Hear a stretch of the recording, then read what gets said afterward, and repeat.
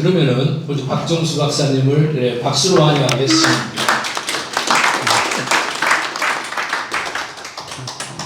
이렇게 많이 와주셔서 감사드립니다.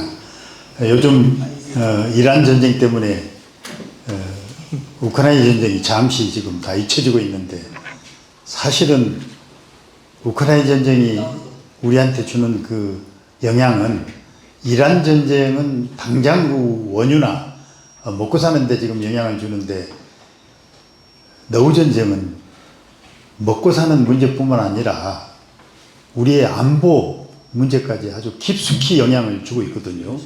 근데 이미 한 4년쯤 지나니까 이제 무뎌졌습니다. 무뎌지다 보니까 이제 별로 그 심각성을 이해를 못하고 있어요. 그래서 참 저 나름대로 마음을 참 다스리고 있었던 중에 또 저한테 이 기회를 주셔서 이란 전쟁 못지않게, 아니 이란 전쟁보다 훨씬 더 우리 한반도에 직접적인 영향을 주고 있는 게 바로 너우 전쟁이라는 걸 생각을 하시면 될 것 같습니다. 제가 이제 이 발제하는 그 과정에서 여러 가지 아마 그동안에 접하지 못했던 그런 데이터도 많이 접하실 겁니다. 왜냐하면 우크라이나 전쟁 자체가 단순히 우크라이나하고 러시아하고의 그 전투가 아니라, 이거는 전방위적인 전투거든요. 전쟁의 양상이, 당사자는 우크라이나하고 러시아지만 실제는 미국을 중심으로 한 서방과 러시아하고 전쟁이에요. 대리전이죠. 그리고 더 심각한 거는 경제 전쟁입니다. 경제요.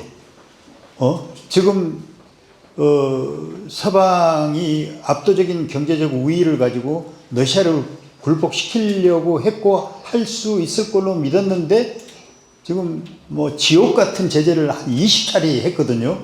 근데 아직까지 러시아가 잘 버티고 있어요. 그러기까지는 나름대로 러시아가 가지고 있는 잠재력이 있는 거죠. 그리고 또 하나 우크라이나 전쟁의 특색이 이 하이브리드 전쟁이라 그럽니다. 단순히 우크라이나하고 러시아하고의 국경에서 전투만 하는 게 아니라, 그리고 또 경제적으로 제재를 가하고 압박을 가하는 이것만이 아니라 고도의 심리전을 하는 거예요. 우리 지금 그 우크라이나 전쟁이 시작되고 났을 때는 러시아가 곧 망할 걸로 다들 언론에 보도가 됐었거든요. 오래 못 버틴다. 그런데 지금 4년 동안 끄덕없잖아요. 그게 이제 일종의 하이브리드전. 하이브리드전은 단순히 직접적인 총으로 서로 전투하는 거를 떠나서 나머지 할 수 있는 거는 다 하는 거죠. 이 고도의 심리전이죠.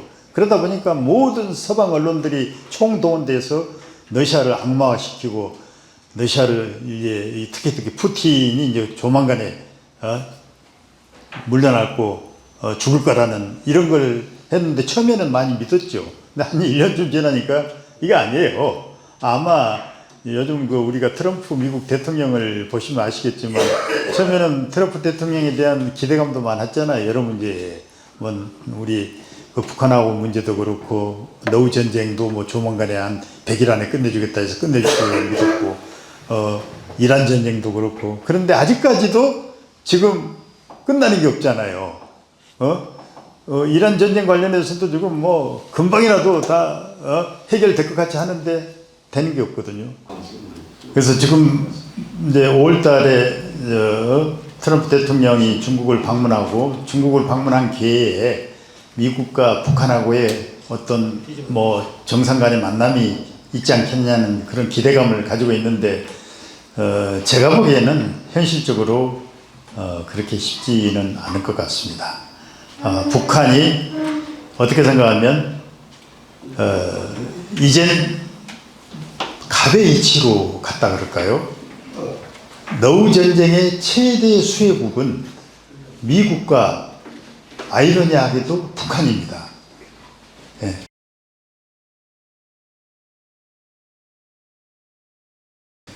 너우 전쟁으로 인해서 가장 많은 혜택을 보는 나라가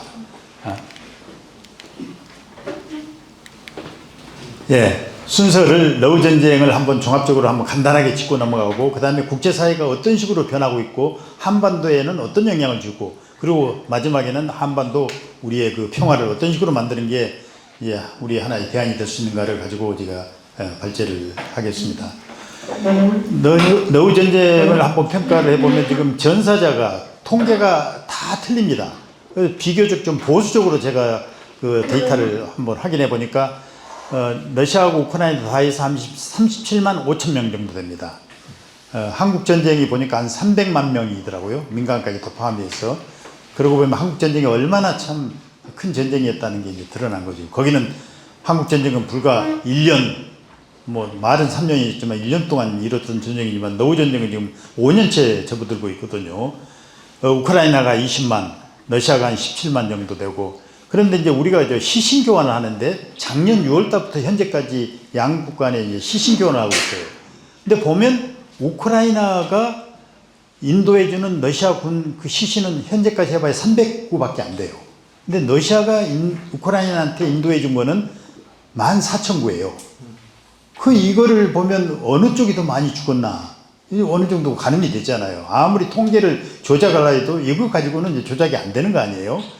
그 다음에 또 하나가 이제 대표적으로 보는 게 우크라이나의 인구 감소인데, 전쟁이 발발하기 바로 직전에 4,200만이었거든요.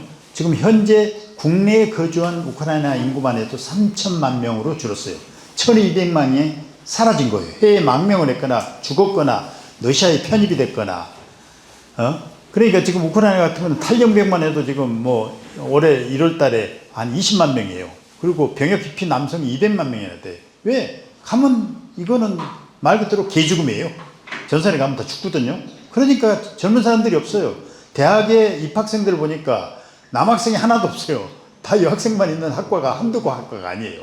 이런 정도로 지금 심각한 거죠. 그리고 우크라이나 영토가 20%가 줄었어요. 근데 저 20%는 우크라이나에서 가장 핵심적인 광물이 가장 많고 공업시설이 가장 많은 그런 지역의 20%를 뺏긴 거예요. 나머지 80%하고 버금가는 정도의 그 중요한 그 영토거든요. 더군다나 이제 그 아조프해라고 이게 내해가 돼버린 거예요. 옛날에는 우크라이나하고 러시아하고 이제 같이 공유를 했는데 지금은 러시아 내해가 돼버린 거예요. 이런 정도의 영토적 손실도 큰 거죠. 그러니까 외형상으로 보면 지금 이거는 뭐 100% 우크라이나가 지금 여러 가지 많은 그 손실을 보고 있는 거죠. 그리고 국제 여론도 올해 그 유엔 총회 그 2026년이죠. 올해 2월 24일 우크라이나 전쟁 4주년을 계기로 해서 유엔에서 다시 우크라이나 지지하고 빨리 휴전을 해야 된다는 그 총회 여론조사를 해보니까 원래 개전 당시 때는 141개국이었는데 지금은 107개국으로 준 거예요. 그만큼 이탈을 한 거예요. 근데 재밌는 거는 반대는 원래 뭐 북한이나 벨라루시아는 러시아 편이니까 그렇고, 문제는 기권을 한 나라가 미국이 기권을 했다는 거예요. 사실은 이 전쟁은 미국이 뒤에서 쑤셔서 시작된 전쟁인데 미국이 기권을 했어요. 이게 이제 아이러니한 거죠. 그리고 또 하나가 이제 최근에 보면 러시아가 이제 유가가 하락되면서 상당히 전비 마련에 고전을 면치 못하고 있다고 했는데 이란 전쟁이 터지면서 지금 보세요. 푸틴이 지금 만면의 미소를 짓고 있어요. 지금 만약 우크라이나 전쟁, 이란 전쟁이 6주가 되면 러시아가 얻을 수 있는 수입이 840억 달러예요. 그리고 만약 이게 5월 말까지 전쟁이 지속된다. 그러면 1610억 달러. 만약 이걸 앞으로 6개월 동안 더 지속이 된다. 2520억 달러를 러시아는 가만히 앉아서 보는 거예요. 그러니까 푸틴으로서는 지금 이란 전쟁은 어떻든 저거 계속 끌고 가고 싶어 할 거예요. 겉으로는 뭐 빨리 끝내라 하는데 내면은 그게 아니에요. 그러면 이제 국제사회의 그 변화를 보면 우크라이나 전쟁이 하나의 전 세계의 어떤 그 변화를 일으키는 하나의 중요한 계기가 된 거죠. 비대칭적 다국화 시대라고 이제 제가 타이틀을 붙였는데, 이거는 각국의 국력과 영향력이 불균형하게 분포되어 있는 거죠. 그래서 기존에 이제 G7 체제가 완전히 G5의 어떤 권력 브록으로 바뀐데, B5는 어디냐? 미, 일, 중, 너, 인도. 이렇게 되는 거예요. 예, G7에서 G5로 지금 이미 바뀌고 있는 걸로 보고 있거든요. 이것이 바로 이제 19세기 강대국 협조 체제로 완전히 돌아섰다는 거죠. 이게 19세기의 양상으로 회기를 했다고까지 이제 얘기를 하거든요. 그렇다면 이제 중강국인 한국 같은 경우는 어떻게 해야 되냐? 다층적 외교 전략과 전략적 자율성을 확보하는 거예요. 이게 가장 중요하다는 얘기죠. 이 과정에서 이제 가장 두드러진 거 하나가 미국의 단일 패권이 이제 사실상 태조를 하고 있는 거죠. 근데 이거는 미국의 단일 패권은 저는 2001년 9.11 테러 이후부터 서서히 지금 무너져 가고 있다고 봐요. 근데 그게 우크라이나 전쟁이 일종의 활용 전쟁이 된 거예요. 바이든이 그 부정적인 역할을 하고 트럼프가 들어서면서 이것이 더 전익 각영이 된 거죠. 우크라이나 전쟁 나고 나서 이스라엘 하마스, 그 다음에 이란 전쟁으로 이렇게 계속 번지고 있잖아요. 그래서 러시아의 그 라브로프 장관 같은 경우는 이미 3차 대전이 진행되고 있다. 이렇게 보는 거예요. 사실은 3차 대전이 된 거예요. 이 3차 대전이 그러면 한반도까지 넘어오느냐 안 오느냐. 이거는 시간 문제라는 얘기죠. 어떻게 생각하면 이제 아시아 쪽으로 넘어온다 그러면 가장 취약한 게 중국하고 대만, 남북한. 이 두 국에 아니면 어디가 있어요. 이게 이제 앞으로 우리가 상당히 경계를 해야 될 부분이죠. 그리고 또 하나 이제 두드러진 것은 중국과 러시아, 인도가 브릭스를 중심으로 해서 부상한 거죠. 브릭스를 대부분 서방에서 평가할 때는 저거는 뭐 실체도 약하고 결속력도 약하다. 근데 전혀 그렇지가 않습니다. 브릭스의 원래 그 모태는 옛날 냉전 당시 때 비동맹회 있잖아요. 제국을 반대하는 그 정신에 의해서 만들어진 게 지금 브릭스예요. 그런데 러시아 제재를 가하고 하다 보니까 러시아가 대안이 없다 보니까 중국과 결탁을 해서 브릭스를 계속 키운 거예요. 근데 브릭스의 맹주라고 할 수 있는 러시아, 중국, 인도가 서로의 필요에 의해서 결속할 수밖에 없는 구도예요. 그래서 지금 현재 인구를 보면 지금 현재 10개국이거든요. 원래 4개국에서 출발한 5개국에서 했는데 인구가 60, 70%예요. 가장 큰 시장이에요. 두 번째, 구매력 기준,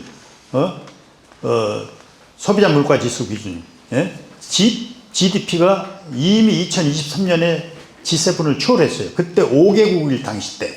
그런 지금 10개국이거든요. 그리고 세계 곡물 생산량의 44%를 지금 점유하고 있어요. 지금 먹고 사는 게 가장 중요하잖아요. 그런데 그 중에 러시아 곡물 수출이 세계 1에서 3위까지 됩니다. 심지어는 밀 수출 같은 경우는 1위예요.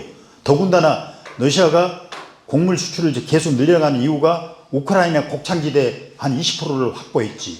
그리고 지구 온난화 때문에 지금 옛날에 못 쓰던 농토가 지금 다 경작이 가능한 거예요.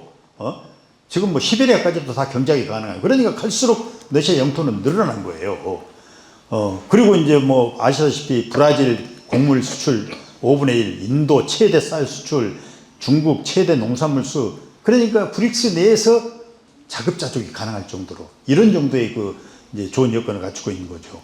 그런데 이제 브릭스가 결속을 하면서 미국의 탈달러화를 위해서 대한 시스템을 구축한 거예요. 그래서 지금 달러를 안 써요. 러시아 환율이 갈수록 강세를 보여. 이게 지금 러시아가 가장 달러가 약해야 되는데 반대예요. 왜? 달러를 안 써. 이완화를 쓰거나 디지털 화폐를 쓰거나 아니면 루블화로 결제하거나 다 좀 그렇게 해요. 그래서 지금 브릭스 내에서는 그런 디지털 화폐로 결제를 하고 또 자국 통화로 결제를 하고 그러다 보니까 이제 달러가 필요 없어지는 거예요. 자연스럽게 달러의 힘이 빠지는 거예요. 그러니까 지금 트럼프가 연준 지준율을 가지고 지금 고민을 하고 있는 이유가 바로 그거예요. 달러 가치는 계속 떨어지는데, 그 다음에 이제 에너지나 이제 주요 자원 같은 것을 다 지금, 브릭스 내에서 공유를 하고, 심지어, 미국의 AI 독점, 이거에 대한 해칭 전략도 이미 마련한 거죠. 지금 AI 같은 경우는 중국의 생산형 AI가 86%거든요. 나머지 국가들이 한 12%가 안 됐는데, 이거를 충분히 서로 공유할 수 있는 시스템으로 지금 만들어가고 있는 거죠. 그리고 우리가 가장 또 주목해야 될 부분이 곡물거래 플랫폼을 구축을 한 거예요. 브릭스 국가가 그런 많은 곡물을 생산하고 수입을 하고 소비를 하는데 그동안에 전 세계 곡물을 좌지우지했던 거는 시카고 곡물 거래소라든가 다 서방에 있거든요. 곡물 가격을 좌지우지했던 거예요. 이건 이제 못하겠다 거예요. 그래서 재작년에 까잔 브릭스 정상회의에서 러시아의 곡물 거래소를 만드는 걸로 합의를 해서 지금 준비를 하고 있어요. 그렇게 되면 전 세계의 곡물 시장을 이젠 미국이나 서방이 좌지우지 못한다 그거예요. 생산도 그렇고 이제 거래조차도 그런 식으로 해서 곡물 거래소를 만든다는 게 아주 참 큰 그 어떤 변화 중에 하나라고 하겠죠. 여기에 이제 러시아하고 인도가 그동안에 상당히 좀 등거리 얘기를 했는데 지금은 아주 찰싹 불렀어요. 왜 그러냐면 인도는 경제 개발을 해야 되는데 자원이 필요하잖아요. 다 러시아에서 가져오는 거죠. 그래서 지금 국제 남북 수송 회랑이라고 그거는 보세요.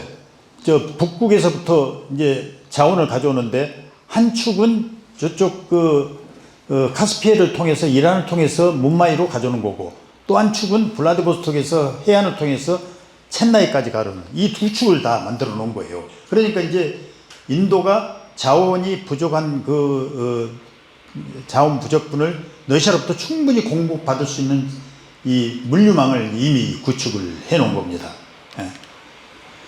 그러면 한반도 정세는 어떤가? 제가 그 한반도 정세를 한번 세 가지로 분류를 해봤습니다. 하나는 동세서점, 하나는 서세동점, 하나는 북세남점. 동세서점은 이제 동쪽의 세력이 서쪽으로 밀고 들어오는데 그 대표적인 나라가 미국과 일본이죠. 인도 태평양 전략 다 아시잖아요. 인도 태평양 전략은 일본이 연출을 하고 미국이 주연을 하는. 왜냐하면 2016년 8월 달에 아베가 맨 처음에 이 인도 태평양 전략을 얘기를 했고 미국이 이걸 대전략으로 채택을 한 거죠. 그리고 현재까지 지금 지속이 되고 있는데 이시바 같은 경우는 아시아판 나토를 천명했고 지금 다카이치 같은 경우는 이제 강성 우경화의 어떤 상징이잖아요. 그러다 보니까 지금 현재 주한 미군 그 유엔화 전략으로 인해서 한미일과 북중러가 이제 대결하는 구도로 이미 갔습니다. 뭐 지금 최근에도 지금 유럽의 30개국 대사들이 좀 한국까지 와서 지금 연대를 하고 있는데 어떻게 생각하면 이 연장선상이죠. 그리고 뭐 당장 2월 18일 날 주한미군 F-16 전투기가 서해안에 출격을 했고 중국 전투기하고 대치를 하는 이런 상황까지 갔잖아요. 이미 이게 현실화된 겁니다. 그리고 2012년에 이미 중국 러시아 전투기가 독도 상공에 카디지를 침범을 했어요. 그런데도 우리는 대응을 제대로 못했어요. 그냥 수시로 하고 있는 거예요. 이미 지금 동해안 쪽 이쪽 벨트는 치열한 그 북중러대 한미일 이 군사적 충돌 시스템으로 지금 구축이 되고 있어요. 그 다음에 이제 서세동점. 이게 참 어떻게 생각하면 우리가 아이러니한데 너우 전쟁이 장기화된 배경은 영국 때문입니다. 왜냐하면 원래 2022년 2월 24일 러시아가 소위 특수군사작전을 시작을 하고 불과 일주일 만에 거의 키예프 수도 인근까지 갔거든요. 그러고 이제 다 철수를 했죠. 철수한 배경이 이스탄불에서 평화협상을 시작하는데 3월 달에 거의 타결이 됐어요. 타결이 됐는데 4월 달에 영국의 총리가 우크라이나에 가서 야, 하지 마. 우리가 저 전차 120대 대한 미사일 다 지원해 줄 테니까 계속 싸우라고. 그러니까 젤렌스키가 평화협상에서 더 이상 동의를 안 하고 전쟁을 속개를 한 거죠. 그게 지금까지 이루어진 거예요. 지금까지. 그러니까 영국이 뒤에서 쑤셔서 전쟁을 계속 일으켰다고 보면 돼요. 근데 영국은 뭐냐? 소위 나토죠. 그리고 나토가 계속 확장을 하잖아요. 그리고 전쟁 기간 동안에 신전략 개념을 채택을 하고 이거는 이제 인도 태평양으로 확장하겠다는 거고 그리고 스웨덴, 핀란드를 또 나토에 가입을 시키고 이러한 그 동진전체 이게 이제 계속 시작이 된 거죠. 그게 이제 어떻게 생각하면 한반도가 중심이 돼서 이제 충돌 지점으로 변하고 있는데 그건 좀 마지막에 제가 한 번 더 강조를 드리겠습니다. 그런데 사실은 미국의 전략은 실은 러우 전쟁을 계기로 해서 잠재적인 도전자인 러시아를 약화시키고 그 다음에 유럽 동맹의 그거를 경제권을 하위에 복속시키고 중국을 완전히 경제국에서 따돌리려는 이런 그 전략을 세웠는데 그런 그 전략이 사실 미국의 의도대로 안 된 거죠. 그 다음에 또 하나 이제 우리가 주목을 해야 될 게 북세남점. 북쪽의 세력이 남쪽으로 내려오는데 이건 뭐 아시다시피 대표적인 나라가 러시아 아닙니까? 저는 이 부분에 대해서 오래전부터 얘기를 했는데 다들 별로 관심을 안 두더라고요.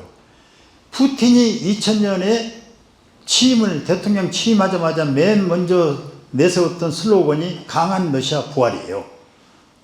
옛날 소련이 해체되는 그거로 돌아가지는 않지만 그렇다고 해서 이렇게 비실비실한 러시아는 더 이상 우리는 방치하지 않겠다. 그래서 강한 러시아 재건을 캐치플레이로 내건 게 지금 벌써 30년이 되고 있어요. 그때 푸틴이 어떻게 하는가 가만히 봤더니 2012년에 베트남의 주석이 모스크바를 방문할 때 무려 100억 달러 차관을 줘요. 그러면서 뭘 얻냐? 깜나인만의 선박수리소를 조차를 해요. 옛날 그 베트남 전쟁에서 미국이 철수하고 나서 러시아가 그 일대를 다 군사지역으로 활용했거든요. 그러다가 이제 소련이 해체되고 나면서 다 반납을 했어요. 근데 그걸 다시 2012년에 그걸 확보를 해요. 명분은 선박수리 기지라는데 이건 해군 기지죠. 노골적으로 얘기하면. 그리고 또 하나 주목해야 될 게 2014년에 나진항 3호 부두를 이제 러시아가 장기 임대를 하는데 그 3호 부두 계약을 체결하는데 보면 아주 그 교묘한 조항이 하나 있어요. 상선 보호를 위해서 러시아 군함이 입항할 수 있다. 이런 조항을 넣어요. 그러면 뭐예요? 결국 유사시에는 군함으로 쓰겠다는 얘기거든. 근데 그거에 대해서 우리 국내에서 별로 관심을 안 둬요. 그냥 무시해버려. 거기에 엄청난 그런 의미가 포함되어 있는데. 안 되네?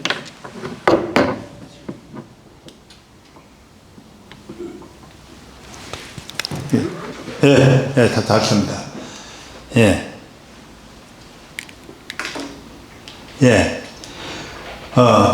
그리고 이제 보십시오. 그러고 나서 러시아가 이제 소위 유라시아 안보 구상이라는 것을 아주 본격적으로 가동하고, 그리고 이제 작년에 이제 북중러가 아예 천안문 광장에서 노골적으로 삼국이 나란히 서 있잖아요. 그 상징성은 이루 뭐라고 말할 수 없을 겁니다.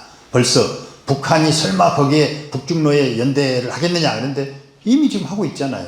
다만 노골적으로 훈련을 안 할 뿐이지. 중국하고 러시아는 수시로 하지만 북한까지 거기에 바로 관여는 안 하고 있거든요. 우리 한미일 협동훈련 하듯이 그러진 안 하고 있어요. 그렇지만 이미 지금 하고 있는 거예요. 그래서 저는 이제 보니까 냉전이 극한에 이르렀던 1983년 체르넨코 당시 때죠. 그때 블라디보스톡에서 북한 동해항구, 그 다음에 베트남 깜나인만까지 여기가 해군, 공군, 육군까지 다 이 벨트를 구축하고 있어요. 그 벨트를 다시 복원한 거예요. 이거예요. 예. 한미일 군사훈련 이전에 이미 러시아가 먼저 이 벨트를 구축을 좀 한 거거든요. 근데 거기에 대한 심각성을 우리는 별로 안 두고 있다는 게 이제 문제죠.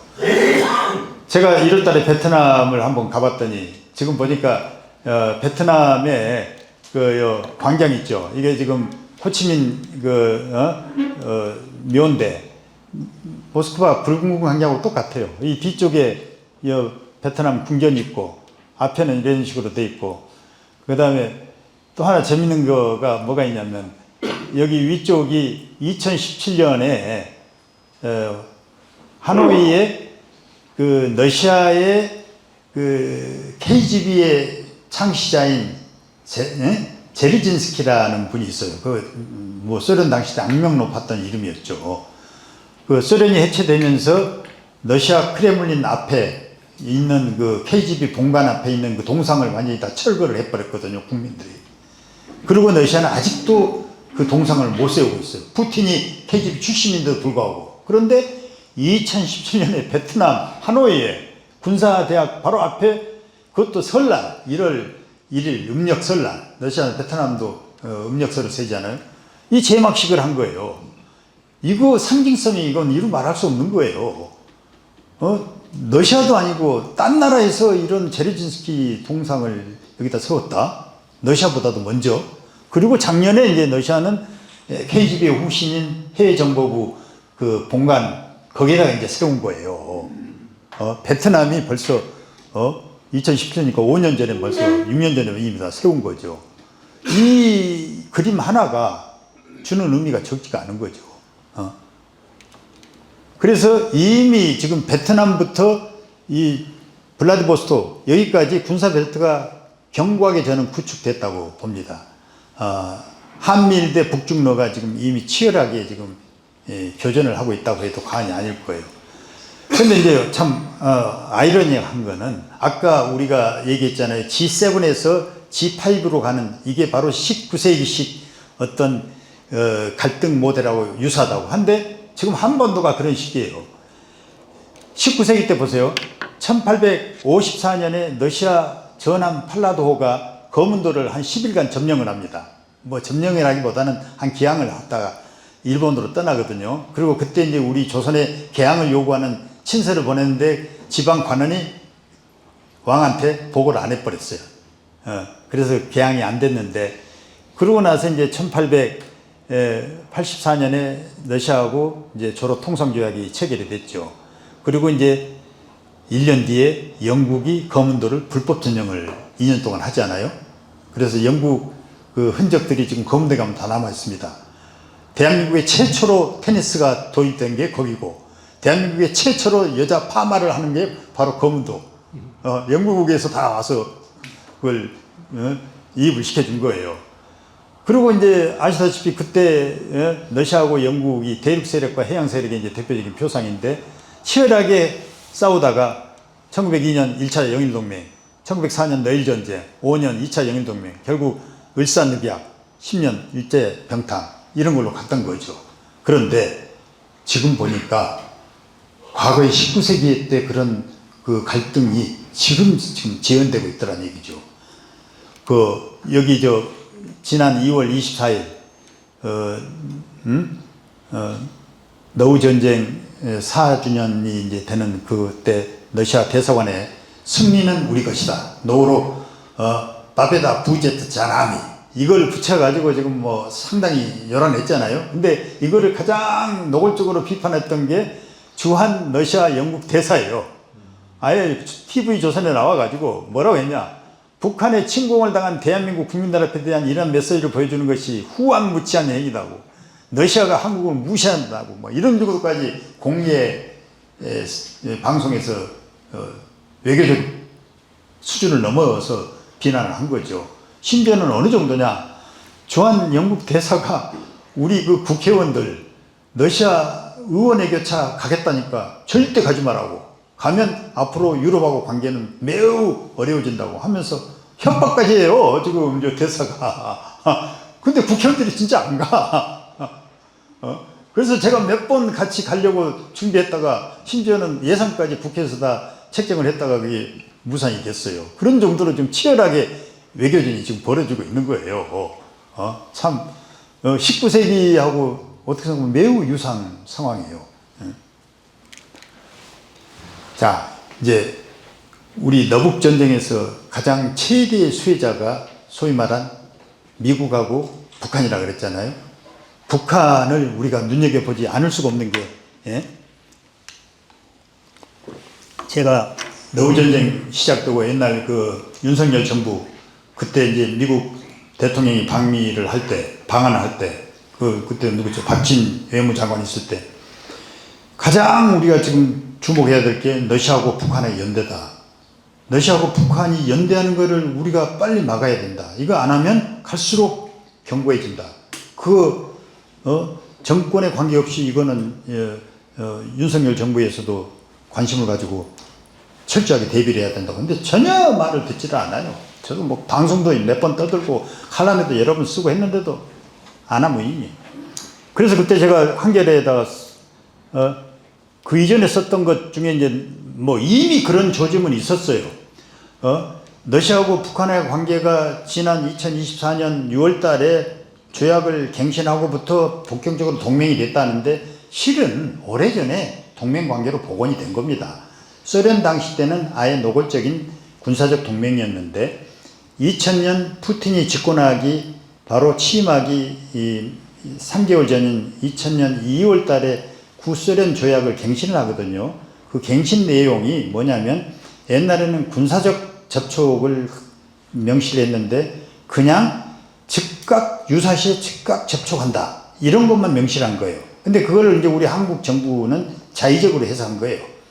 이제 더 이상 러시아하고 북한은 동맹이 아니다. 우리가 외교적으로 승리했다. 근데 제가 보니까 그거 아니에요.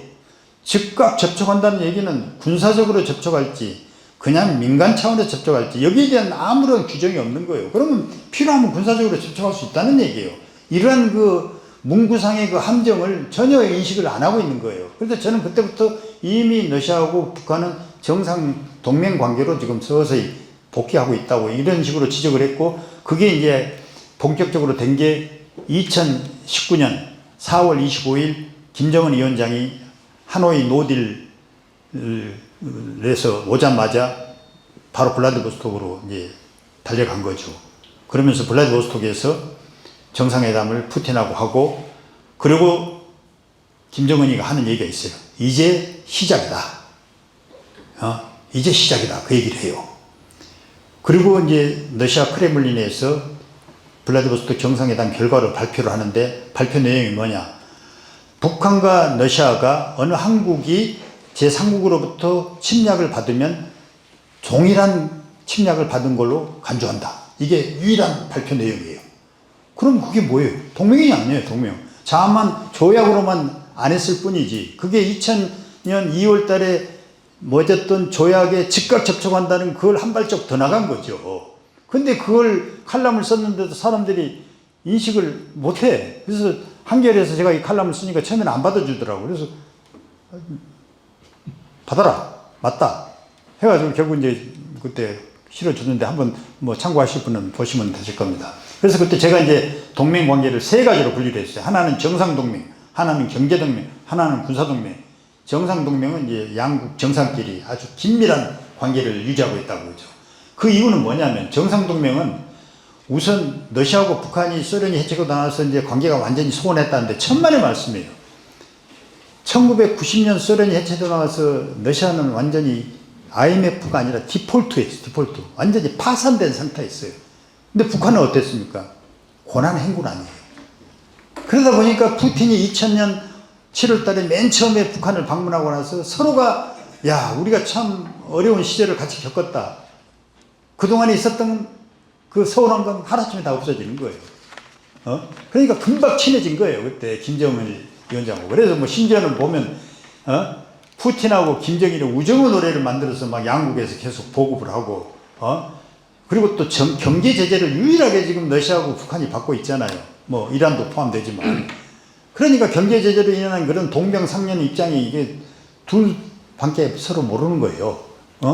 그러다 보니까 이날 2017년에 트럼프 일기 때 러시아가 직접 김정은의 그런 그 참수를 막기 위해서 경호 요원들을 한 30명을 보내고 그래요. 그게 2017년의 얘기요. 그리고 최근에는 아우루스 방탄차. 이게 얼마인 줄 아세요? 전 세계 김정은하고 푸틴만 가지고 있는 방차인데, 이게 우리 시가로 보니까 1958억 원 한 대. 아예 미사일이 날라도 파괴 안 된다고 할 정도로 최고의 이 방탄차를 만들어 가지고 지금 서로 공유를 하고 있잖아요. 경제동맹, 이 부분에 대해서 참 논란이 많더라고요. 아니, 경제하면 중국이지 어떻게 러시아가 뭐가 있다고 북한을 도와주냐. 근데 전혀 그건 모르는 소리예요.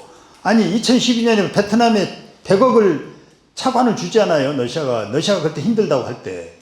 러시아 돈 있어요. 없는 게 아니에요.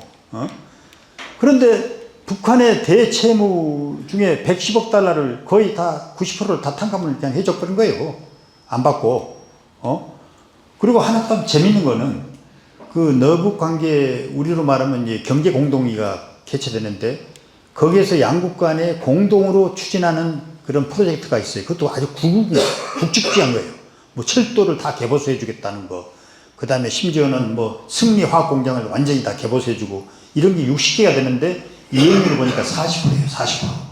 매년 그걸 체크를 하거든요. 그리고 나머지는 계속 진행되는 거고, 한국 정상회담 때 합의하면 이행률이 얼마인 줄 아세요? 5%도 안 돼요, 5%. 러시아 입장에서는 누구를 믿겠어요? 한국을 믿겠어요? 북한을 믿겠어요? 서로가 약속을 지키는 거죠.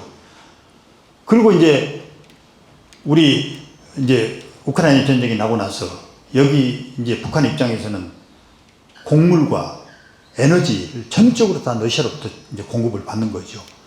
대표적인 이제 사례가 바로 보시면 2025년 1월부터 3분기까지 북한 야간 그 조도 지표를 측정을 해보니까 2021년 전쟁 전보다도 무려 7배가 밝아진 거예요. 특히 군수 시설은 더 밝아졌어요. 그게 무슨 의미예요? 직접 안에서 뭘 하는지는 모르지만 야간 조도를 보니까 이게 7배가 업그레이드 됐다. 그만큼 에너지 사정이 좋아졌고 군수 시설이 밤새워 불을 밝히는 건 뭐겠어요? 무기 만드는 건데요. 그거 다 러시아에서 준 거예요. 그리고 또 하나, 이거는 최근에 바로 그제 그 미국 그 CSIS 빅토르 차가 발표한 내용인데 러시아로부터 북한이 받은 수익이 최소 96억 4천만 달러에서 122억 5천만 달러라고 이렇게 발표를 했더라고. 빅토르 차. 예, 이건 뭐 한국에서는 아예 이런 데이터는 내지도 않아요. 오히려 미국이 먼저 낸 거죠. 그런데 작년에 북한 무역 총액이 얼마였어? 32억 달러였거든. 지금 러시아로부터 받은 수액 최소로 따지더라도 3분의 1밖에 안 되잖아요. 근데 이게 이제 90%는 중국이거든요. 그러니까 북한 경제는 무조건 중국한테 예속되어 있다고 이렇게 보는 우리 한국의 전문가들의 시각이 얼마나 아마추어적이냐는 얘기예요. 진짜 봐야 될 대러 수익 96억에서 122억 이거는 안 보고 무역 총액 32억. 근데 32억 중에서도 순수하게 북한이 벌어든 돈이 얼마나 되겠어요? 주로 수입만 하지 무역 수지를 따진다면 적자지 뭐 흑자겠어요? 그러니까 참 우리가 숫자상에 놀아나고 이 것만 가지고 평가를 한다는 게 매우 잘못됐다는 얘기죠. 군사동맹 이거는 뭐 말할 것도 없어요. 지금 미국은 지금 러시아와 북한의 공동의 적이죠. 그리고 북한 무기 90%는 다 러시아제고, 그리고 북한의 핵을 직접 공유해주고 시설, 인원 다 러시아가 다 해준 거예요. 여기에 대해서 제가 그동안 무수히 강조했는데도 사람들이 별로 관심을 안 가죠. 제가 지금 발언권이 없어서 그런지 모르겠지만. 그 다음에 지금 이제 우크라이나 전쟁을 계기로 해서 이제 한 참호 속에 동지가 된 거죠. 너우 전쟁 파병과 무기 지원, 그리고 또 최근에 이제 하나 또 이것도 이제 서방 그 38 로스에서 이제 발표한 내용이에요. 러시아 내에서는 일체 이걸 다 비밀리에 하는데 타타르스탄 엘라브가 드론 공장에 노동력이 지금 12,000명이 지금 파견되어 있는 걸로 나오고 있거든요. 그리고 또 하나가 핵 원자로 2기를 적재한 러시아 뭐 그림자 선단이라 그러죠. 그림자 선단이 스페인 이 항해 쪽으로 가다가 그 침몰이 됐어요. 그게 이제 바로 2024년 12월 바로 6월 달에 너북 동맹 조약이 체결한 다음에 바로 이루어졌던 얘기거든요. 근데 그게 보니까 핵 원자로 2기가 적재되어 있는데 최종 목적지가 나선이더라고요. 나선. 근데 아직도 그게 미스터리로 남아있어요. 침몰을 해버리고 러시아 군함이 와서 침몰을 시켜버렸어요. 예. 그리고 지금 현재 이제 북한의 전투력 나와 있는 게 지금 공식으로 나온 것만 해도 쿠르스에 지금 1만 명, 공병이 지금 1,000명, 이 정도죠. 북한 보세요. 지금 김정은 위원장이 뭐 대사가 그 나라를 대표로 한다 그러지만 대사가 죽었는데 저렇게 무릎을 꿇고 최고의 예우로 조문을 하는 이건 아마 전 세계 유일할 거예요. 마츠코라 대사가 죽었거든. 근데 북한에서 죽었어요. 그래가지고 이제 결국 모스크바로 이송을 해왔는데, 그리고 지금 현재 북한 파병 기념관을 얼마나 지금 멋있게 짓고 있어요. 그러니까 현재 지금 공개 전사자가 한 250명을 지금 얘기하고 있거든요. 실제 지금 전사 묘는 한 400개를 만들어 놨어요. 그래서 지금 최근에 나온 자료에 의하면 한 700명이 죽었다는 설도 있는데 아직 그건 정확한 근거는 없죠. 추정일 뿐이고. 근데 이제 현재로서는 공개 전사자가 한 250명으로 보고 있는 거죠.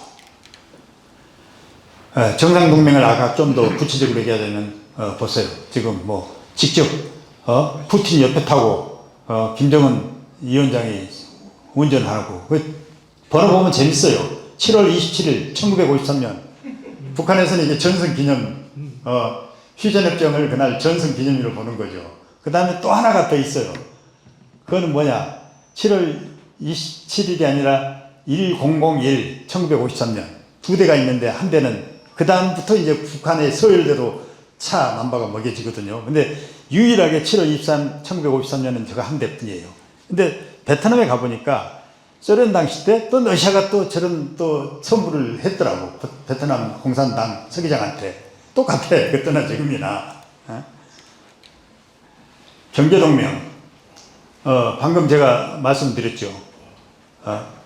그 2024년 2월 달에 러시아하고 북한하고 동맹조약이 체결할 때 제가 일주일 전에 러시아에 있었거든요. 그러면서 이번 푸틴이 방북하면 조약에 어떤 거가 가장 중요하겠느냐. 이거를 한번 제가 크레물린에 이제 좀 제가 아는 지인을 통해서 알아보니까 가장 큰 거는 노동력 성출이다. 북한에서 한 12만 800명을 요구를 한다. 근데 그거를 뭐 할 수밖에 없는 입장이다. 그래서 이번 푸틴의 방북의 가장 큰 선물은 노동력 송출 10만 명. 이걸로 제가 칼럼을 썼는데 별로 또 관심을 안 가져요. 그게 가장 큰 것 중에 하나였던 거죠. 그래서 지금 보세요. 북한의 대러 수입, 아까 그 빅토르 차가 발표한 내용, 지금 96억에서 122억. 그게 지금 포탄, 탄약, 미사일, 군인, 노동자 다 순수입이에요. 순수입. 군인 한 명당 한 달에 $1,000만 받아도 얼마예요? 근데 $1,000씩 더 받거든요. 군인들은 공식적으로 용병일 경우는 $3,000예요. 일반 노동자들은 $1,000. 한번 계산해 보세요. 돈이 얼마입니까? 그래서 빅토르 차가 참 평가를 잘 해놨던데, 북한이 미국 정부나 한국 정부하고 협상할 가능성이 별로 없어 보이는 게 바로 저렇게 러시아의 노동력, 군인, 무기 팔아서 좀 호황을 누리고 있는데, 지금 북한 경제가 2, 3년 전부터 3, 4% 계속 성장세를 보이고 있어요. 유일하게. 뭐가 아쉬워서 한국하고 미국한테 매달리겠느냐. 이거 빅토르 차가 한 얘기예요. 그 다음에 방금 말씀드린 12만 명 송출 합의. 이거는 순수하게 노동 비자만 12만 명이지, 나머지 학생 비자로 가서 노동하고 이런 사람 한두 명이 아니에요. 그래서 보니까 러시아 입국한 북한이 2024년에 13,000명이고, 작년에 보니까 36,413명이 노동 비자를 받았어요. 입국 비자를, 노동 비자가 아니라. 이것만 합해도 얼마예요? 이것만 해도 보통 4만, 5만이에요. 그러면 그에 이미 가 있는 사람까지 하면 지금 최소한 한 10만 내에는 육박할 거예요. 근데 아마 지금 통계가 안 나와. 러시아 통계청에서도 이게 다 빼버려. 아예 공시를 안 해요. 내부적으로밖에 모르는 거죠. 이게 얼마가 나가 있는지 몰라요. 근데 재밌는 거는, 그때 제가 김정은 위원장하고 푸틴하고 북한에서 동맹조약을 체결할 때, 그때 이번에 가장 중요한 게 노동력 송출 문제라고 했는데, 아니나 다를까 그 조약에 5개 항, 23개 항 중에 5개 항이 거기에 관련된 조항이에요. 무려 비중으로 보면 21.7%를 차지하는데, 14조부터 18조가 다 인력 송출에 따르는 조치 문제예요. 조약에 저렇게 구체적으로 적시를 한 건 딴 조약에서는 아마 찾아보기가 쉽지 않을 거예요. 그런 정도로 그 노동력 송출이나 군 병력 송출 문제를 중요시하고 있다는 증거가 있죠. 그게 아예 조약에 저렇게 5개 항에 할애를 한 거예요. 그리고 또 하나 이제 우리가 눈여겨봐야 될 건, 지난 북한의 9차 당대에 가장 큰 것 중에 하나가 인사 문제였거든요. 제가 보니까 인사 문제 아주 재밌는 인사가 하나 있어요. 이게 뭐냐? 김정관 국방상을 건설상으로 전직을 시켜요. 국방상이 사실은 어떻게 보면 더 위잖아요. 근데 건설상으로 빼돌려. 그리고 나서 뒤에 보니까 부총리급으로 격상을 시켜. 그리고 또 보니까 박훈을 건설상에 추가로 한 명이 더 임명해요. 2명의 장관을 임명한 경우는 아마 지금 딴 부처는 없는 걸로 알고 있어요. 저는 이걸 보는 순간, 이거는 전후 복구를 위한 준비구나.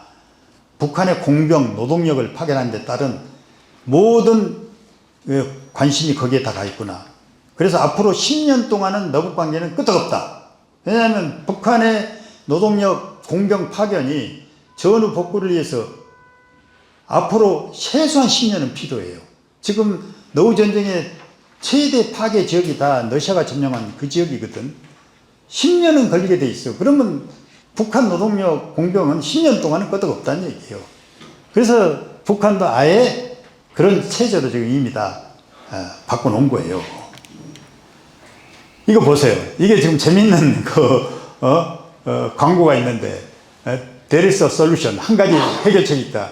Labor Brigades from the DPRK. 북한으로 온 노동 여단.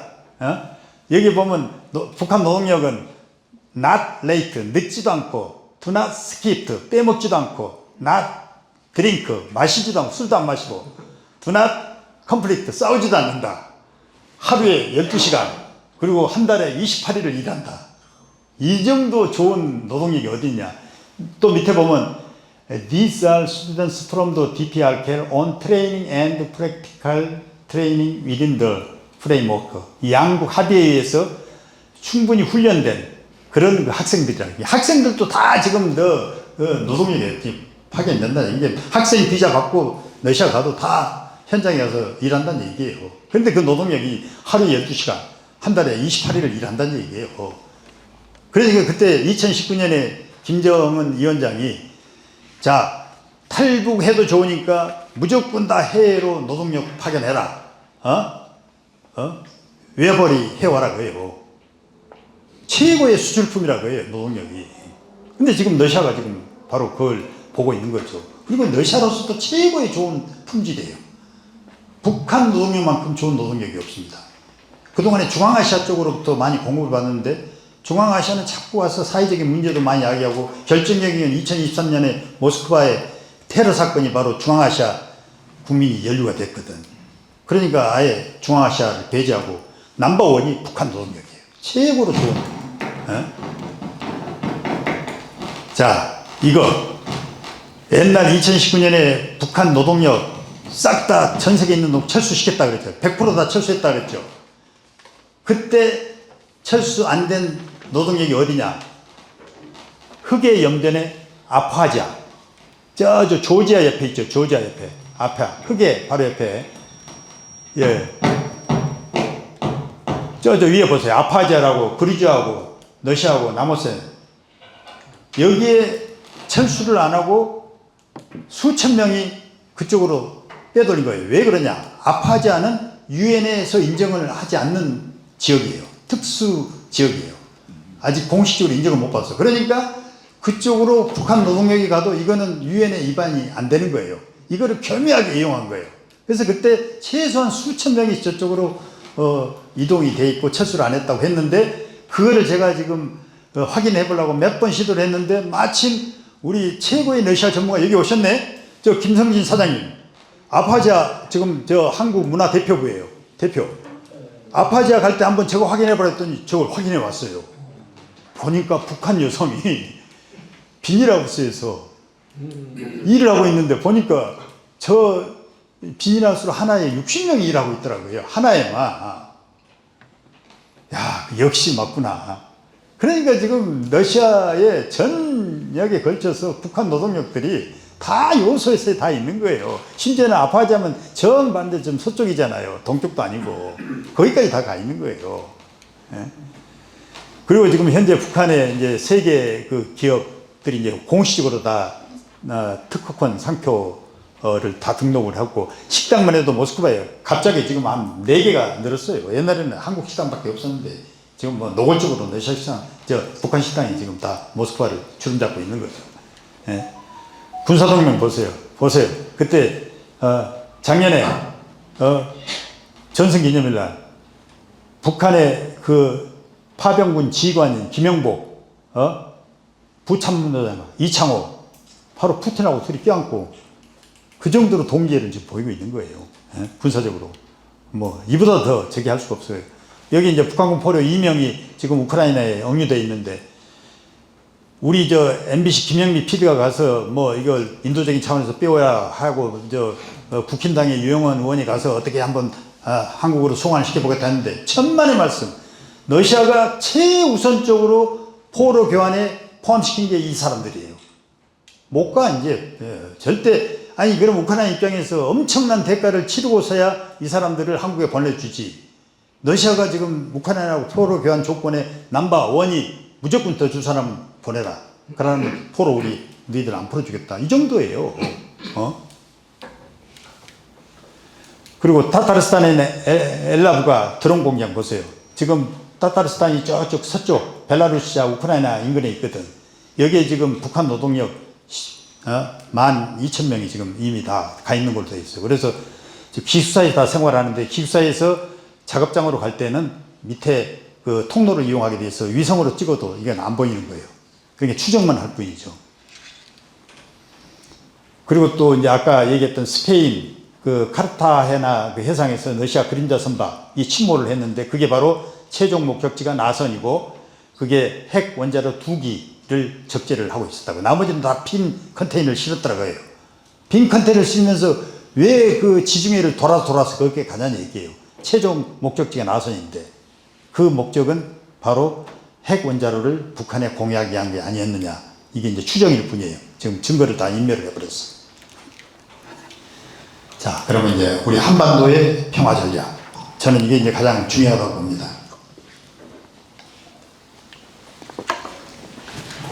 그 4대국 평화 보장론. 김대중 대통령이 1971년 4월 달에 대통령 선거에서 공약으로 내세웠던 게 4대국 보장론이잖아요. 예? 한반도의 운명은 지정학적으로 미일 중로 4국의 보장 없이는 안 된다. 그때만 해도 냉전 때 아닙니까? 소련하고 우리하고 관계도 없었을 때. 그래서 DJ 대통령이 참 해안이 있었다는 게 이미 1971년에 4대국 보장론을 공약을 하고 현재까지 밀고 갔던 거죠. 가장 쉽게 얘기하면 아니 우리 한국은 지향적 운명이 또랑이든 소가 우측에 있는 뚝에 풀도 먹고 좌측에 있는 풀고 이게 우리의 운명인데 4대국을 다 우리가 잡지 않고서는 안 된다. 71년에 이미 저걸 하시고 그리고 마지막 서거를 하는 그 순간까지도 저러한 그 입장을 견지를 하고 있는 거는 저거는 제가 보기에는 진리예요, 진리. 그리고 이제 그 대통령 당시 때도 미일 중로를 다 순방하고 나서 마지막 평양을 방문하잖아요. 그러니까 원만하게 잘 진행이 됐잖아요. 근데 지금도 마찬가지예요, 지금도. 지금 우리 정동영 통일부 장관이 4대국 보장론 해야 된다고 하면서 러시아를 잡아든다는데 러시아하고 몇 번 해봐도 안 되니까 아예 포기해버렸어, 러시아는. 러시아를 빼버렸어, 아예. 그러면 안 되는 거예요. 그럴수록 안 되면 안 될수록 더 달라붙어야 되는데 누구보다도 4대국 보장론을 4대국 보장론을 해야 된다고 외치는 정동영 장관이 지금은 아예 말도 안 꺼내 러시아는. 왜? 마치 신포도 나무의 그 여우라 그럴까? 여우가 포도나무 그 포도송이 따먹으려다가 안 되니까 아이 저거 서서 못 먹겠다고. 그거하고 뭐가 달라요? 그래서 정 장관이 진짜 앞으로 통일 문제를 풀려면 빨리 러시아 잡아야 돼요. 러시아가 지금 가장 안 돼 있어. 방치돼 있어. 방치돼 그 카드가. 지금 한러 관계가 수교 이후에 지금 최악의 상황입니다. 제가 경제적인 용어로 스태그플레이션이라고 이름 붙였는데 최악의 상황이에요. 그런데 지금 개선할 의지를 안 보이고 있는 거예요. 2023년에 아예 러시아가 대정책 개념을 새로 채택했는데 그 이전만 해도 남북한 등거리였거든요.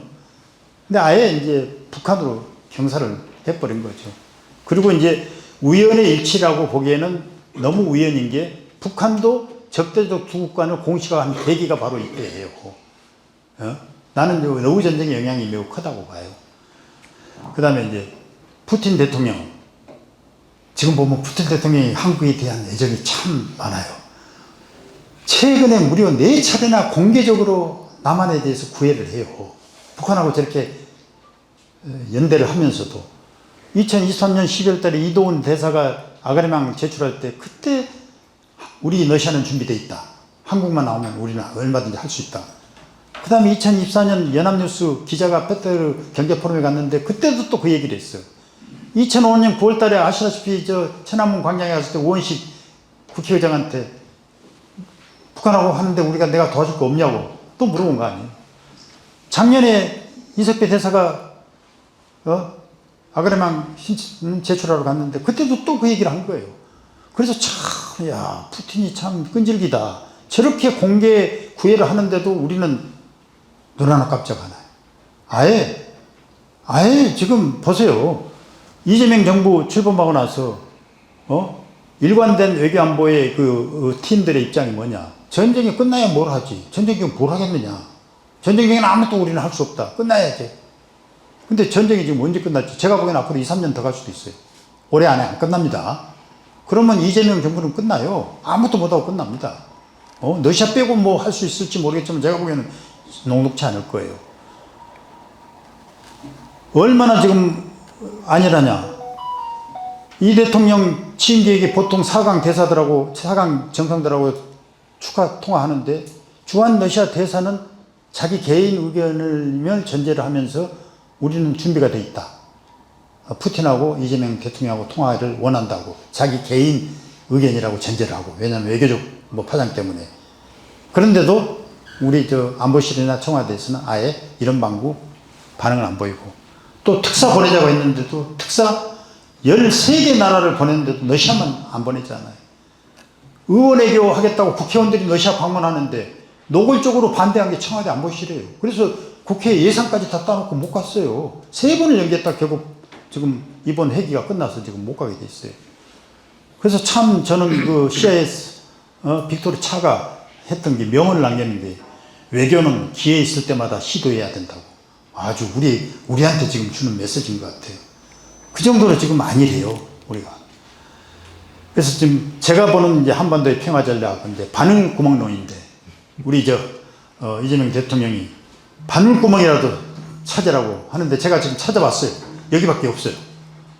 푸틴 이용하자고요. 푸틴만큼 지금 김정은, 시진핑, 트럼프하고 좋은 관계 있는 사람은 없어요. 그런 지도자가 없어. 김정은하고 아다시피 지금 완전히 형님 아우 관계잖아요. 시진핑하고도 얼마나 좋아. 근데 시진핑하고 쉽게 서로 결별할 수 없는 게 미 단일 패권에 반드시 저거는 우리가 깨부셔야 된다. 여기에 대해서는 확고해요. 그래서 미 단일 패권, 탈달러 공조, 브릭스 이런 거 더군다나 또 미국하고 또 러시아하고 중국하고는 경제적으로 보완 관계잖아요. 절대적으로 러시아 자원이 필요한 게 중국이죠. 그러니까 서로가 지금 떨어질 수가 없어요. 제가 보기에 시진핑이 죽고 푸틴이 죽지 않는 한은 둘 관계는 그렇게 일정 거리 이상은 절대 결별할 수 없는 관계예요.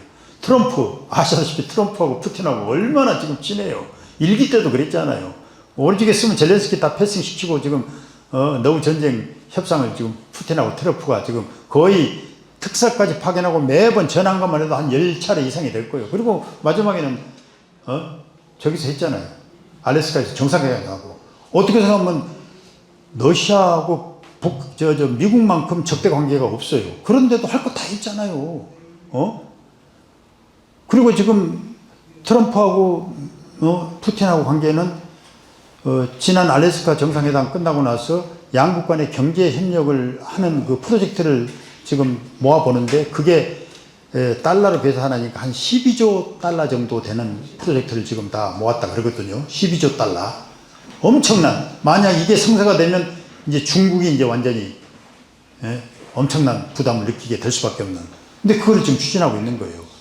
그리고 이제 저는 이제 푸틴이 참 고마운 게 옛날 김대중 대통령이 1차 정상회담하고 남북 간 정상회담이 계속 안 됐을 때 3번을 김대중 대통령한테 2번, 노무현 대통령한테 1번, 3번을 주선해 줬어요. 근데 그거 우리가 안 받았어요. 마지막에 노무현 대통령 때 남북 관계가 복원이 안 됐을 때 2005년 8월 달에 러시아에서 또 연락이 왔어요. 그거 제가 받았어요. 신문을. 김정일 위원장이 때와 장소와 의제와 관계없이, 형식에 관계없이 무조건 다 수락했다. 그러니까 나만이 원하는 대로 다 해주겠다. 근데 그거를 노무현 대통령한테 보고를 했는데 그때 국방장관, 외교부 장관, NSC 다 모여가지고 회의를 했는데 결국 노했어요. 2005년 그때 8월 달에 그걸 받았더라면 노무현 대통령이 재임 기간 동안에 상당한 그 남북 간의 그 성과를 냈을 거예요. 근데 2007년 정권 말기 해가지고 뭘 했습니까? 아무것도 못 했잖아요. 그때 받았어야 돼요. 근데 지금 아직도 푸틴이 남한에 대해서 미련을 두고 있어요. 지금이야말로 우리가 나서서 뭔가 하답을 해야 되는데 아직도 안 하고 있어. 지금 참 답답해요. 그래서 제가 보기엔 이제 가장 그 인물로 본다면 푸틴을 이용한 게 남북 관계를 개선하는데 가장 좋은 여건이라고 보고, 그다음 또 하나가 핫산 지역 있잖아요. 여기가 지금 북중러 접경지대. 거기가 어떤 지역이냐면 중국과 러시아가 이제 북한하고 같이 인접되고 있는데 도망강 하구잖아요. 도망강 하구인데 중국은 차 항출해 때문에 무조건 나가고 싶어요. 근데 러시아가 막고 있어요.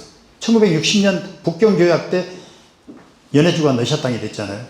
이게 중국으로 입장에서는 지금 잠시라도 틈만 있으면 저리 나가려고 그러는데 러시아가 동의를 안 한 거예요. 그래서 지금 두만강 개발 계획, 지금 광역 두만강 개발 계획이죠. 그게 지금 30년이 넘는데도 성과가 없는 이유가 러시아가 동의를 안 한 거예요. 그런데 북한도 마찬가지예요. 북한도 쉽사리 중국한테 먹힐 가능성 때문에 그 지역을 개방을 안 해요. 이번에 하나 재밌는 게 지금 6월 19일 날 북한하고 러시아의 자동차 전용 도로가 이제 개통이 됩니다. 원래는 연말에 개통하기로 했는데 공기를 무려 6개월을 앞당겼어요. 완전히 천리마 운동을 한 거죠. 그래서 6월 19일 날 이게 완공이 돼요. 그런데 그 높이가 7m인데 중국 시진핑이 그거를 좀 올려달라. 왜냐하면 큰 배가 도망강으로 운행이 가능하도록. 그런데 러시아 푸틴은 김정은 핑계대고 김정은은 푸틴 핑계대고 결국 안 해준 거예요. 이게 중국이 두만강 하구를 해서 태평양 나가는 걸 아예 봉쇄를 해버린 거예요. 이런 정도로. 예. 그런데 최근에 제가 그래서 옛날 2022년 그 북방경제협력위원장 할 때 저거를 국제 선도개발구역 소위 자유경제특구로 지정을 하라고 해가지고 그때 하기로 했었어요. 그러다가 이제 우크라이나 전쟁이 나서 보류를 했는데 작년에 푸틴이 보니까 초국경 협력 강화 지침을 하달했어요. 그 중에 핫산도 포함되어 있어요. 근데 저기는 한국이 들어가야 됩니다. 중국한테는 절대 안 줘요. 한국이 원하면 저건 주게 돼 있거든요. 그래서 저는 저 지역을 우리가 빨리 점령을 해야 된다.